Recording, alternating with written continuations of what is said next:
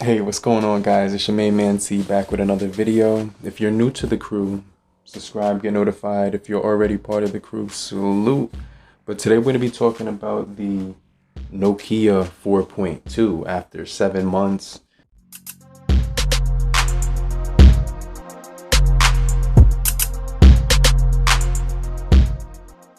It's been out for about a year, February 2019. This device is a really solid device now in 2020 and 2021 going forward. It's about to be 2021 any day now, but the Nokia 4.2 has been aging really well. It's getting all the security patches. It feels really cool in the hand to use. It's a really nice one-handed operation device, really solid. Notification button right here, which is actually going to be the power button as well. Volume rockers right above it, facial recognition on here, as well as the fingerprint sensor. So some cool features on here that we're going to get into in a little bit more detail, but let's talk about the overall body of this phone. Now it's an all polycarbonate material all around it. Really solid material. It's plastic, but it's definitely a composite of other materials because it doesn't feel cheap.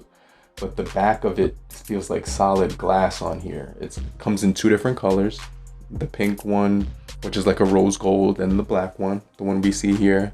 It's more of a charcoal anthracite black, but it says AndroidOne on the back, which means that it's going to give us 3 years of updates. Android 11, Android 12. So we're going to get some really good updates on this device. It's going to be a solid device moving forward. Really nice form factor in the hand overall.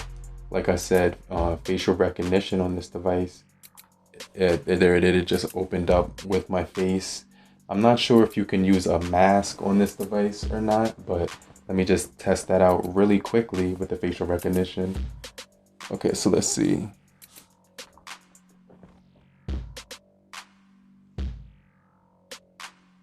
Okay, so the phone did not open up. It's asking me for my lips and nose. So that with the eyes alone, you cannot unlock this device, which is pretty cool. You can see it's asking me to enter my pin or pattern. Now, this phone does have a 5.71-inch display, 19:9 ratio, 720 by 1520, so it's HD plus. Looks really nice. I've been using this as my daily driver for a few days now, and it's really solid. It's got a really nice screen panel on it. Not the brightest in the world, not the most saturated as far as colors, but it's a medium density display. Blacks look pretty good on here, pretty deep, nothing too crazy. But one of the things that is that Nokia has been getting some really good treatment with, like I said, software, but the camera software on here is pretty good as well. I'll get into that in a little bit more detail. Now, we do have a water drop notch at the top. As you can see here, really nice small panel to use. You get your fingerprint on the back, which can navigate through your notifications and things of that nature. NFC on board, which is actually sick on this device. Dark mode, screencast, flashlight, things of that nature. All your Google apps. We do have a Snapdragon 439, which is going to be clocked in just under 2 gigahertz, 1.95. It's a pretty snappy processing chip. The GPU is the Adreno 505, 3 gigabytes of RAM and 32 gigabytes of internal storage. You can move your apps to the SD card as well. Now, we do get a fingerprint on the back, like I said before, facial recognition, proximity sensor, light sensor, accelerometer. No gyroscope on here, so just keep that in mind. No, there's actually a notification light on the side, like I mentioned in the beginning, so that's something that's really cool. Now, as far as the cameras and as far as the overall design of the cameras, they're completely flush onto the phone. No hump, no camera bump. Feels completely flat on a surface. That's one of my favorite parts of this phone. Flush cameras. You get dual cameras on the back of here, 13 megapixel for normal shots, 2 megapixel secondary camera for aperture, and a selfie camera on the front that's 8 megapixels as well. We'll get into some samples. I'll throw some video samples so you can see the quality of the photos, but it kind of reminds me of the Google phones, how the software is done on the photos. When you take the shot, you wouldn't expect it to look good, and then software kicks in and it just looks really good afterwards. Definitely on the front facing camera as well. So I gotta, you know, commend Nokia for their really good photo quality. Now 295 pixels per inch is not going to be the most pixel dense phone in the world, but one of the things I like about it is the snappiness. The price, it's like just under $140. It's really, you're going to get some really good updates on here.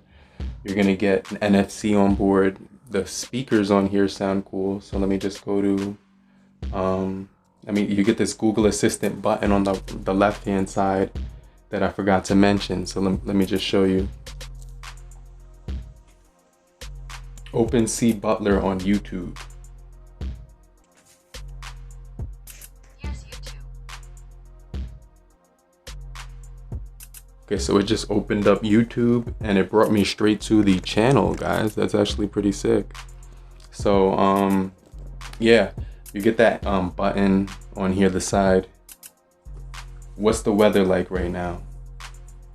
And you got to remember to hold the button. You can't let it go. So what is the weather like right now?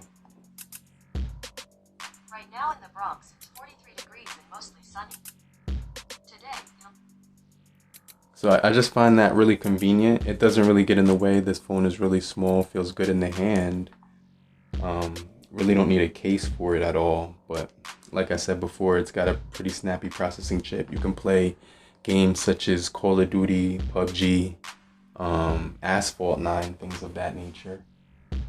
But yeah, that's about it. A lot of cool things about this device, especially for the updates. AndroidOne on here, the really nice design of this device with those flush cameras. I forgot to mention the headphone jack on the top, NFC on board as well, and a solid overall price, and still really good performance, guys. So that's the Nokia 4.2 in a nutshell. Overall, let me know what you guys think about it. I definitely like this device, and the weight of it is actually pretty good. It's not too heavy. It comes in about 161 grams of weight, just a little bit heavier than the Google Pixel 4a. So same form factor almost. But I'll get right back with you guys later. Peace.